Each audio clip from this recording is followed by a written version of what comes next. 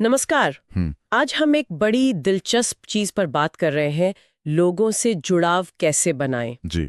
हमारे पास एक स्रोत है, उनके वर्ग और परिवार के जैसे बने।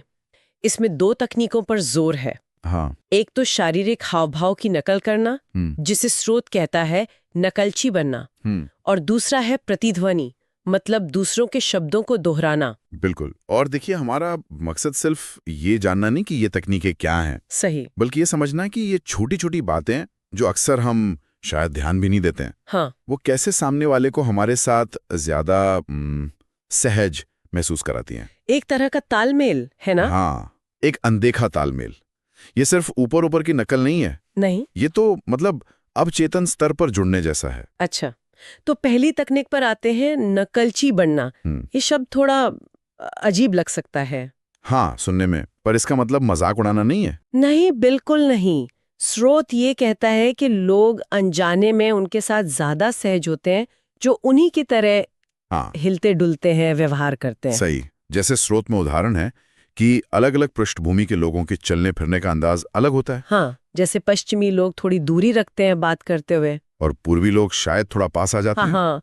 और जैसे एशियाई अमेरिकी धीमी हरकतें करते हैं, इतालवी अमेरिकी थोड़े ज्यादा जोरदार। बिल्कुल। और लोग उन्हीं के साथ ज्यादा कंफर्टेबल महसूस करते हैं जो उनकी तरह हरकतें करते हैं। इसका एक बहुत अच्छा उदाहरण दिया है स्रोत ने, चाय पीने का। हाँ, वो वाला। कैसे कुछ लोग सोफे पर घुटने टेक कर, एक हाथ में तश्तरी, दूसरे में कप, वो छोटी उंगली थोड़ी बाहर निकाल के, हाँ हाँ, और दूसरे शायद सोफे के बीच में झुककर दोनों हाथों से कप पकड़ लें। सही। और कोई तरीका सही या गलत नहीं है, नहीं। पर कमाल की बात यह है, जैसा स्रोत कहता है, कि जो सफल कम्युनिकेटर होते हैं ना, वो जिससे बात कर रहे होते हैं अनजाने में उसी की शैली अपना लेते हैं।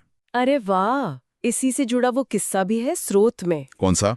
वो महिला जो सेमिनार देती थी, अमीरों से शादी कैसे करें। अच्छा, हाँ। उसने एक कैसीनो में एक आदमी को देखा, फटी जीन्स पहने हुए, और कहा कि यही सबसे अमीर है यहाँ, महंगे सूट वाले नहीं। क्यों भाई? सिर्फ उसके चलने के ढंग से। कहा ये पुराने पैसे वाला अंदाज है। कमाल है, मतलब बॉडी लैंग्वेज से पहचान लिया। हाँ, और ये तकनीक सिर्फ सोशल सेटिंग में नहीं, बिक्री में भी काम आती है। ओह, अच्छा, कैसे? स्रोत कहता है, अपने अंदाज को प्रोडक्ट से मिलाओ। मतलब? जैसे हाथ से बने महंगे सूट बेच रहे हैं तो थोड़ा संभ्रांत दिखें। ठीक है। जीन्स बेच रहे हैं तो थोड़े वो कूल लगे। हाँ हाँ। स्वेट सूट के लिए थोड़ा स्पॉटी रवैया। आप सिर्फ सामान नहीं बेच रहे, आप ग्राहक के अनुभव का हिस्सा बन रहे हैं। बिल्कुल। तो ये तो हुई शारीरिक हाव भाव की बात। जी। अब आते हैं दूसरी तकनीक पर, जो मुझे पर्सनली रूप से ज्यादा दिलचस्प लगी, प्रतिध्वनि। यानी शब्दों को दोहराना। हाँ, सामने वाले के सटीक शब्दों का इस्तेमाल करना। जैसे पहाड़ों में आवाज गूंजती है ना। श्रोता कहता है, इससे एकदम से लगता है कि आप दोनों एक ही वेवलेंथ पर हैं। जैसे पुराने दोस्तों। हाँ, वही गर्मजोशी, वही करीबी का एहसास। और ये सिर्फ अलग अलग भाषाओं या बोलियों की बात नहीं है। जैसे इटली में अलग अलग बोलियां हैं, या अमेरिका में कोई सोडा कहता है, कोई पॉप। नहीं, उससे भी आगे है ये। हाँ। हर परिवार की, दोस्तों के ग्रुप की, यहाँ तक कि ऑफिस के साथियों की भी अपनी एक खास शब्दावली होती है। अपने कुछ खास शब्द होते हैं। बिल्कुल। जब आप किसी के उन खास शब्दों का इस्तेमाल करते हैं, जैसे कोई माँ अपने बच्चे के लिए टॉडलर कहती है, तो आप भी वही कहें। अच्छा। या कोई वकील अपने काम को पेशा कहता है और कोई मजदूर उसे काम कहता है, तो आप भी वही शब्द इस्तेमाल करें। हाँ, इससे अनजाने में एक कनेक्शन बनता है। आप दिखाते हैं कि आप उनकी दुनिया, उनकी भाषा समझते हैं। लेकिन स्रोत ये भी चेतावनी देता है कि ऐसा न करने से नुकसान भी हो सकता है। हाँ, ये भी है। ये थोड़ा अजीब लगता है। क्या लोग वाकई इतनी छोटी बातों पर ध्यान देते हैं, जैसे किसी के स्की शैले को गलती से कैबिन कह देना? अरे बिल्कुल ध्यान देते हैं, खासकर अगर वो चीज उनके लिए जरूरी है। या जैसे वो नाव वाला उदाहरण, कि नाव मालिक अपनी नाव को प्यार से शी कहता है और आपने उसे इट कह दिया। हाँ, ये तो गड़बड़ हो सकती है। शौक के हिसाब से भी शब्द अलग होते हैं। कैसे? जैसे बिल्ली रखते हैं, हाँ। घोड़े पालते हैं, अच्छा। मछली भी पालते हैं। गलत शब्द इस्तेमाल किया तो आप बाहरी लगेंगे। समझ गई। और पेशेवर दुनिया में? देखिए, वहां तो ये और भी जरूरी हो जाता है। वो ऑफिस फर्नीचर बेचने वाली पेनी का उदाहरण है ना स्रोत में। हाँ हाँ। वो ग्राहक किस इंडस्ट्री से है, उस हिसाब से शब्द चुनती है। कभी ऑफिस की जगह एजेंसी कहेगी, कभी पब्लिशिंग हाउस, कभी फर्म, कभी स्टेशन।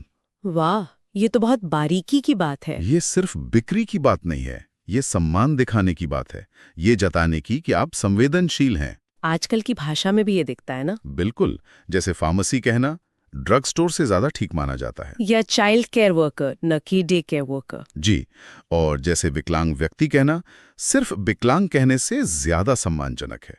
भाषा मायने रखती है। तो कुल मिलाकर आज हमने स्रोत से 2 बड़ी बातें सीखी। एक तो शारीरिक हाव भाव में तालमेल बिठाना और दूसरा बातचीत में दूसरों के शब्दों को अपनाना। जी, सुनने में शायद छोटी लगे, पर ये तरीके अनजाने में ही सही लोगों से जुड़ने में बहुत असरदार हो सकते हैं। हाँ, और यहाँ एक विचार मैं छोड़ना चाहूंगा। बताइए। ये जो जानबूझकर नकल करना या शब्दों को दोहराना है, इससे हटकर सोचें तो दूसरों के व्यवहार और भाषा का हम पर कितना अवचेतन प्रभाव पड़ता है। मतलब बिना कोशिश किए। हाँ, हमारे रिश्तों को, हमारे नजरिए को बनाने में इस अनजाने घुल मिल जाने की कितनी भूमिका है, जिसके बारे में हम शायद सचेत भी नहीं होते। ये सोचने वाली बात है। बिल्कुल।